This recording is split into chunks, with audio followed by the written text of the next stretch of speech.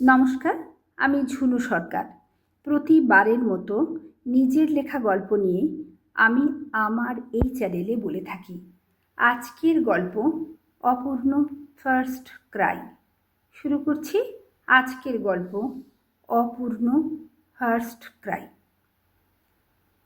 রাত 2টো, ঘুম থেকে উঠে বাইরে আসে পূর্ণা। বারান্দায় দাঁড়ায়। এই কম্পাউন্ডে যতগুলো ফ্ল্যাট আছে বেশিরভাগের আলো নেভানো। 12টা 1টা পর্যন্ত প্রতিটা ঘরেই প্রায় আলো জ্বলে। এখন কয়েকটা গাড়ি ঢুকলো। অনেকে যারা বেশি রাতে ফেরে তারা। ডাইনিং টেবিলে জলের জাগটা আছে, তা থেকে ঢক ঢক করে কিছুটা জল খেয়ে মুখ মুছে আবার বারান্দায় আসে। নিশ্চিত ঘুমোচ্ছে। পূর্ণার মাঝরাতে ওঠার অভ্যাস নেই, তবে ডিসেম্বরের 1ম তারিখটা পেরিয়ে 2য় তারিখে পড়ার রাতটা বড্ড অস্থির লাগে তার। আকাশে তারারা ঝকঝক করছে, চারিদিক তাকিয়ে একটা দীর্ঘশ্বাস ফেলে। ডিসেম্বর পড়ে গেল। রাতের বাতাস ভারী হচ্ছে। না, আর বারান্দায় দাঁড়িয়ে থাকা ঠিক হবে না। সোজা বেডরুমে গিয়ে গায়ে একটা পাতলা চাদর টেনে শুয়ে পড়ে। আস্তে আস্তে ঘুমের অতলে তলিয়ে যায়। পরদিন বিকালে জিনিয়া আসে। রোজকার মতো ব্ল্যাক কফি বানিয়ে পূর্ণা আর জিনিয়া দুজনেই এই কফি খেতে খেতে গল্প করে। সামনের পার্কে জিনিয়ার ছেলে অভি ক্রিকেট খেলে। জিনিয়া 2টো কাপ নিয়ে বারান্দায় আসে। একটা টি টেবিল রাখা আছে কর্নারে। জিনিয়া ওটাকে টেনে নিয়ে 2টো চেয়ারের মাঝখানে আনে। এইবার ধোঁয়া ওঠা কফি 2টোকে কাপে ঢেলে গলা তুলে বলে, পূর্ণাদি এসো, কফি ঠান্ডা হয়ে যাবে। তারপর পূর্ণা আসে, বসে। জিনিয়া লক্ষ্য করে পূর্ণাদি ঠিকঠাক নেই। পূর্ণাদি, তুমি ঠিক আছো তো? পূর্ণার চোখ থেকে চশমা খুলে মুছে আবার চোখে লাগায়। কফির কাপটা নিজের দিকে টেনে নিয়ে একটা সিপ দিয়ে বলে, আহা দারুণ, তুমি কি সুন্দর ব্ল্যাক কফি বানাও গো জিনিয়া।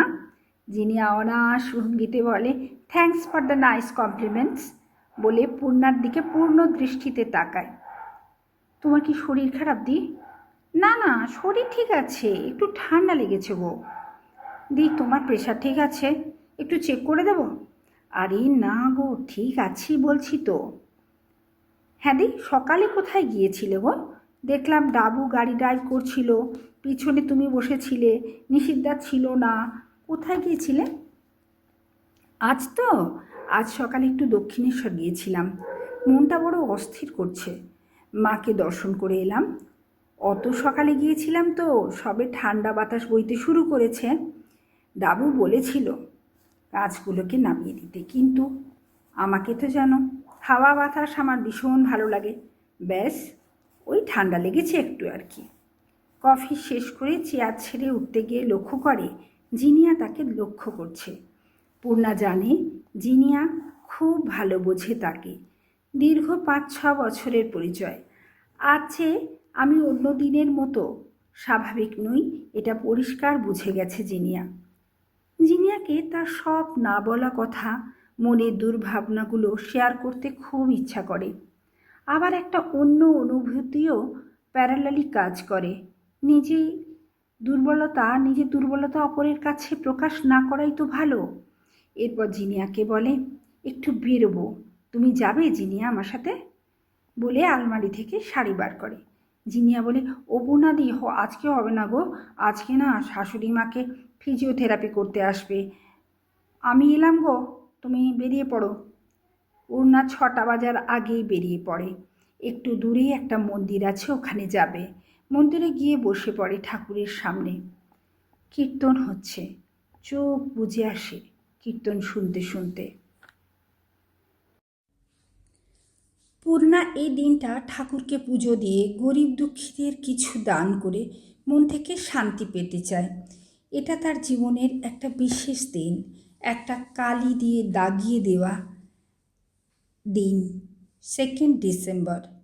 10 মাস ধরে তিল তিল করে গড়ে তোলা একটা প্রাণ তার শরীরের মধ্যে বড় হয়ে ওঠার প্রতিটা মুহূর্তের সাক্ষী সে নিজে।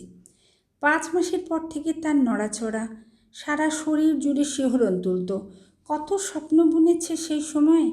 একা থাকলেই কত কথা হতো তার সঙ্গে। দুপুরে যখন সারা বাড়িটা নিস্তব্ধ হয়ে যেত, সবাই বিশ্রাম নিত, তার চোখে ঘুম আসতো না। শাশুড়ি তাকে অনেক ঠাকুর দেবতার বই দিয়েছিলেন, ঘরে রেখে গিয়েছিলেন তার একান্ত প্রিয় রামায়ণ, মহাভারত, ভাগবত গীতা। বলতেন, সময় পেলে রোজ একটু করে পড়ো, তাহলেই হবে, দেখবে ভালো লাগবে। সত্যি কথা বলতে কি, অনেক কিছু ভাবতে ভাবতেই সময় কখন কেটে যেত। যত দিন যেতে থাকলো ততই তাকে পাওয়ার আকাঙ্ক্ষা তীব্র হতে থাকলো। বড়রা এসে বোঝাতেন, মা হতে গেলে অনেক সংযম, ধৈর্যের দরকার। পৃথিবীতে একটা নতুন প্রাণ আসছে তোমার হাত ধরে, সে মাটি ছোঁবে। সেই প্রাণ যখন তোমার বায়ুতে শ্বাস গ্রহণ করছে, তোমার খাবার খাচ্ছে, ও যখন এতটা শেয়ার করছে, তখন তোমাকেও কতটা কেয়ার করতে হবে বলো। বাড়িতে একটা ফুলের বাগান ছিল। বর্ষায় দোপাটি ফুলগুলো তাদের পাপড়ির বিছানা পেতে রাখতো মাটিতে।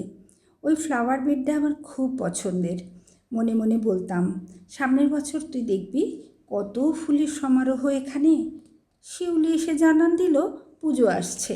ঢাকে কাঠি পড়ল, চতুর্দিক আলোর মালায় উজ্জ্বল হয়ে উঠল। শুধু আমি ভীষণ অসহায়ের মতো হয়ে উঠলাম। এই ছটফটে পূর্ণা একসময় একেবারে শান্ত হয়ে গেল। শুধুমাত্র দিন গুণে তার প্রতীক্ষায় থাকলো। যে ঠাকুরগুলো বাড়ির একদম কাছে, শুধুমাত্র সেগুলোতেই একটু ঘুরে আসলাম। নিজেকে নিয়ে বড়ই বিড়ম্বিত। এইভাবে দুর্গাপুজো এক সময় শেষ হলো, দিন এগোচ্ছে। আমার ডায়েরির পাতায় পাতায় তার অস্তিত্ব। মা হওয়া যে মুখের কথা নয়, প্রতি পলে পলে তার প্রমাণ পেতাম। সহনশীল হয়েছিলাম, সকলে বলা বিধি নিয়মগুলো অক্ষরে অক্ষরে পালন করতাম। ওই সময় কিছু খেতে পারতাম না, শুধু বমি হয়ে যেত, চোখ দিয়ে ঝরঝর করে জল পড়ত, আর সেই চোখের জলে তার অবয়ব ফুটিয়ে তুলতাম। বাপের বাড়ি, শ্বশুরবাড়ি সবাই তাকে কেন্দ্র করে ব্যস্ত হয়ে উঠল। ডাক্তার ডেট দিল, সেই তারিখটা ঘরে থাকা টেবিল ক্যালেন্ডারে লাল কালি দিয়ে গোল করলাম, যেন পৃথিবীর মধ্যে আমি আর আমার মধ্যে তুই। কেমন যেন অন্যরকম লাগতো নিজেকে। শাশুড়ি, খুড়ি শাশুড়ির কথা হলো, আমি পুত্র সন্তানের জন্ম দেব। আমার শারীরিক ইঙ্গিত সেই কথাই বলছিল। আমি পুত্র কন্যা এসব নয়, একটা সন্তানকে অনুভব করতাম, চোখ বুঝে তার ঘ্রাণ নিতাম। হয়তো এইসব খ্যাপামি, সে যাই হোক, খ্যাপামি হলেও মজা তো পেতাম। বাপের বাড়ি থেকে একজন ডাক্তার দেখানো হলো।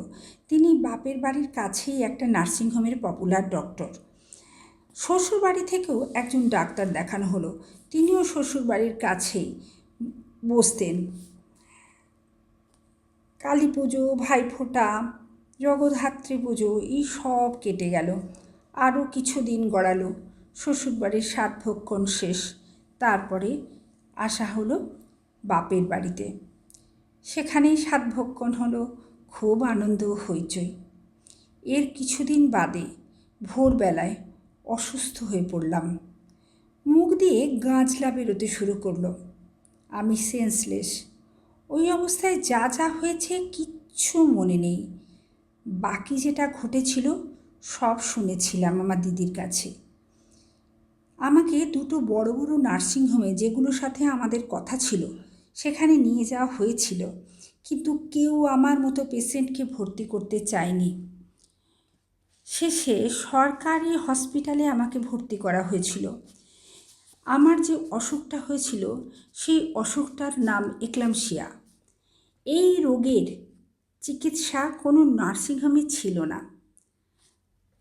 সেই জন্য এই হসপিটালের শরণাপন্নই হতে হয়েছিল। 8 ঘন্টা পড়েছিলাম ওই অবস্থায়। 360 বিপি, বাঁচার আশা নেই। মা আর শাশুড়ির বক্তব্য ছিল তাদের মেয়ে আর বৌমা, তাকেই তাদের ফেরত চাই। প্রবাদ বাক্য ছিল, গাছ থাকলে ফল আসবে। সেই গাছকে অস্বীকার করে ফলকে নিয়ে কে তার দায়িত্ব নেবে, আর কীভাবেই বা তাকে বড় করে তুলবে? ফলে ডাক্তাররাও সচেতন হলো, সেই ব্যবস্থা মতো কাজ হলো, কিন্তু সেই কাজটাও খুব বড় সহজ ছিল না। প্রথমেই আমি আর আমার সন্তানের সম্পর্ককে ছিন্ন করা হলো। ডাক্তাররা মিটিং করে আর বাড়ির গার্জেনের অনুমতি নিয়ে আমার বেঁচে ওঠার চেষ্টা করে গেল। প্রাণ ফিরে এলো আমার শরীরে। একসময় অনুভব করলাম আমার শরীরে কোথাও অসহ্য অনুভূতি। সারা শরীরে অসহ্য অনুভূতিটা আস্তে আস্তে বাড়তে থাকলো। ঘরে চোখ খুলে দেখলাম ঘরের ডাক্তার নার্স অনেক, তার মধ্যেই আমি আমার শিশু সন্তানের জন্ম দিলাম। সেই অনুভূতিটিও আমার তীব্র নয়, একটা হালকা হালকা ধোঁয়ার অনুভূতি। বাস, তারপরেই কি হয়েছিল জানি না, মনে হয় আমাকে ঘুমের ওষুধ ইনজেক্ট করা হয়েছিল। আমি ঘুমের অতলে তলিয়ে গিয়েছিলাম, আর কিচ্ছু মনে ছিল না। দীর্ঘ 10 মাস ধরে যে ফার্স্ট ক্রাই শোনার জন্যে নিজের কান, নিজের মন, নিজের সত্তাকে তৈরি করেছিলাম, আমাকে ঘুম পাড়িয়ে সে চিরতরে চলে গেল, চিরবিদায় নিল। একটা কালো রঙের ঘরের 4 দেয়ালের মধ্যে আমি নিশ্চিন্ত ঘুমে আচ্ছন্ন। আমার শিশু সন্তান কি একবার কেঁদেছিল? কাকে প্রশ্ন করব? এদের কাউকে তো আমি চিনি না। আর এই অনুভূতিটাও আমার 24 ঘন্টা পরের অনুভূতি। জ্ঞান ফেরার পর নিজে নিজে অনুভব করেছিলাম আমি অনেক হালকা। একটা সুতীব্র বোবা কান্নায় আমি বালিশ ভিজিয়ে ফেলেছিলাম। 3 দিন বাদে ঘরে ফিরেছিলাম। কেমন বোবা, অন্তর্মুখী, ভাবনা চিন্তাহীন, প্রায় জড় পদার্থে রূপান্তরিত হয়েছিলাম। 3 মাস সময় লেগেছিল স্বাভাবিক হতে। আজও মনের মধ্যে এই তারিখটা গভীর সুতীক্ষ্ণ একটা দাগ হয়ে রয়ে আছে আমার জীবনে। বছরের প্রতিটা দিন যেমন সহজভাবে কেটে যায়, এই দিনটা তেমন নয়। একটা ছন্দহীন বেরঙা একটা দিন। 1 ডিসেম্বরের রাত থেকে আমার শরীরে মনে সবটুকু জুড়ে সে আমায় আচ্ছন্ন করে রাখে। হয়তোবা আমি নিজেই আচ্ছন্নতায় স্বাচ্ছন্দ্য অনুভব করি। জীবনের ফার্স্ট ক্রাই শোনার সুতীব্র আকুতিটুকু ভগবান আমায় অপূর্ণ রেখেছিল। আর সে এই অপ্রাপ্তির কোনো কিছুতেই পূরণ হবার নয়। রাতের ছকছকে আকাশে তাকিয়ে সীমাহীন অসীম উচ্চতায় আমি তাকে খুঁজতে থাকি। বুঝি পুরনো ক্ষতটা এত বছরেও এতটুকু শুকনো হয়নি। চুইয়ে চুইয়ে রক্তক্ষরণ হচ্ছে, মানুষ চোখে দেখতে পাই। নমস্কার, আজকে আমার লেখা গল্প এখানেই শেষ। কেমন লাগলো আপনাদের এই গল্প একটু জানাবেন প্লিজ, একটা কমেন্টের মাধ্যমে। নমস্কার।